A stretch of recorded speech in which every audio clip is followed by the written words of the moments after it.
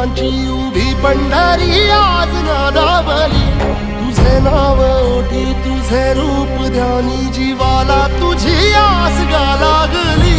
जरी बाप साऱ्या जगाचा परी तू आम्हाले कराची विठुमा.